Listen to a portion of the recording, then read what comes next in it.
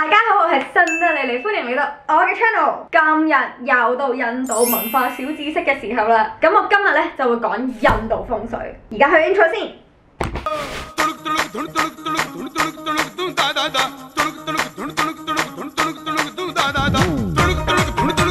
呢條片應該係5個鐘之前已經拍完㗎啦，但係因為我屋企出邊裝修緊啦，超級嘈啦，所以我而家係要一路整晚餐，一路拍呢條片。因為我呢排嘗試緊減肥啦，所以我好多時都會喺屋企煮嘢食啦，同埋我係會嘗試去維園跑步啊，或者我會喺屋企做啲 home workout 嘅，因為而家連 gym 都去唔到啦。咁我都避免緊澱粉質啊，即係我唔會食麵包啊，唔會食意粉啊，或者好少先食啊，唔食飯啊。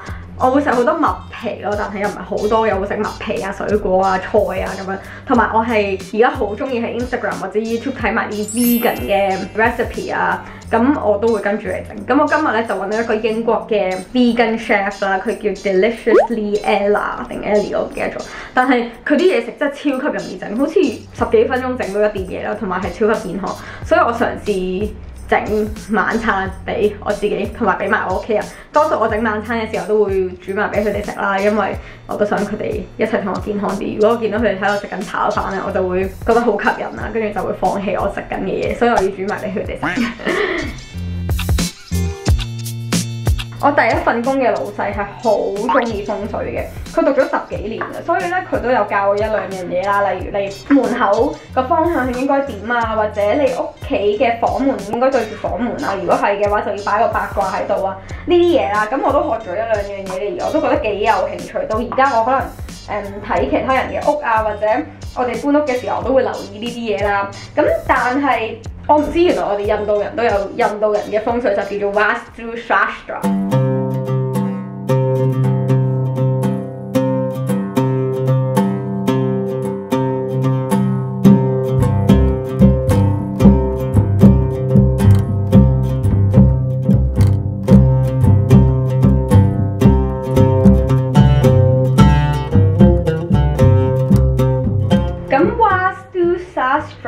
哇，個名真係好難讀，不如我講印度風水啦。咁印度風水咧，其實就係5000年前建立嘅。我哋都係信平衡啦，同埋我哋都係有5個元素嘅。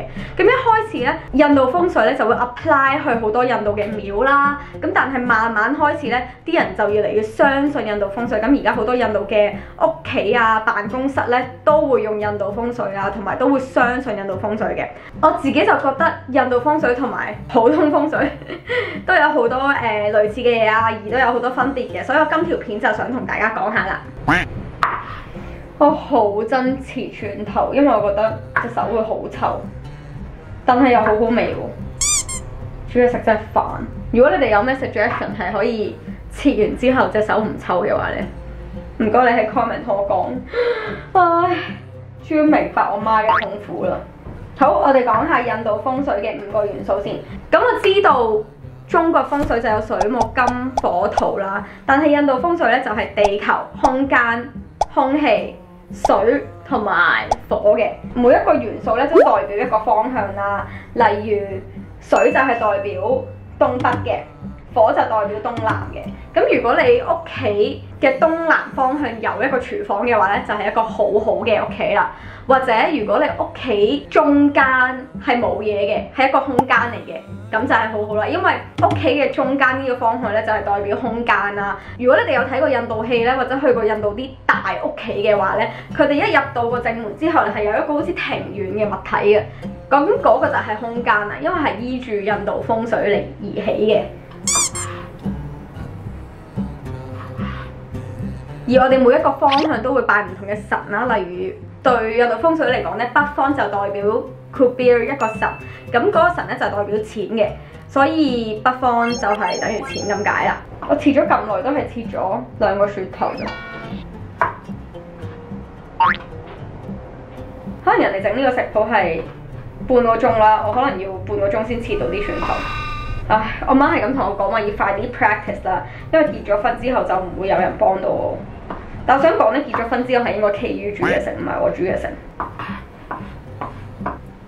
喂，好臭啊隻手！咁印度風水同埋中國風水有咩相似嘅地方呢？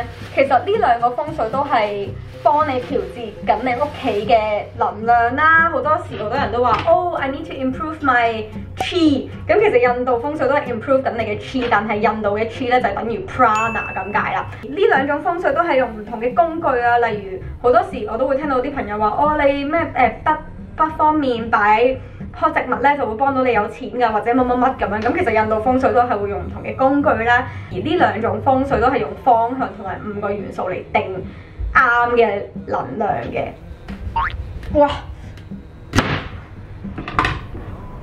你睇我幾健康？哇！咁講下印度風水同埋中國風水有咩分別啦？我知道中國風水係每1年或者2年都會轉㗎嘛，係咪？咁但係呢印度風水係永久嘅，即係如果北方向係一個好方向，咁佢永久都係一個好方向㗎。所以好多時如果你買一間屋咧，嗰間屋對你好就係永久都係對你好㗎啦，唔會轉㗎呢樣嘢。咁同埋咧，中國風水你可能每一個方向擺嘅工具都會同印度風水唔同啦，可能有時你要擺佛像，但係印度風水就會擺象神嘅咁樣。咁最尾一個我覺得幾特別嘅分別咧，就係印度風水咧，其實係由0開始你已經要睇清楚啲，即係你買一笪地，個地嘅風水你都要睇嘅。所以好多時啲人喺印度起屋咧，點解要起咁耐咧？就係你嗰笪地嘅風水好唔好啦，跟住起嗰間屋，你都要揾一個好嘅時間、好嘅日子，你擺第一笪磚，你都要睇下嗰個日子、嗰個時間個風水好唔好。所以喺印度起屋都幾煩嘅。你起一個風水好嘅屋呢，你真係要睇好多嘢。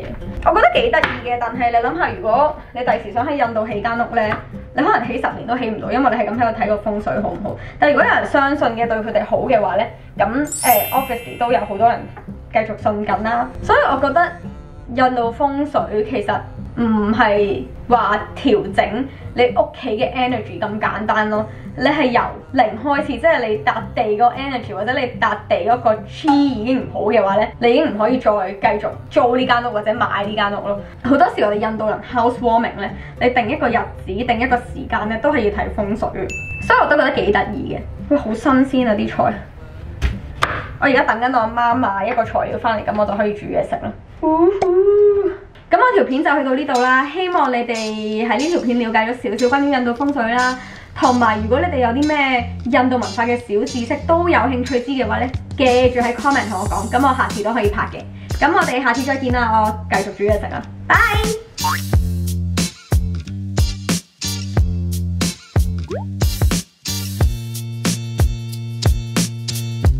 咦？你哋仲未走？走之前記住 comment、like 同 subscribe 我個 YouTube channel 啊！下次再見，拜拜。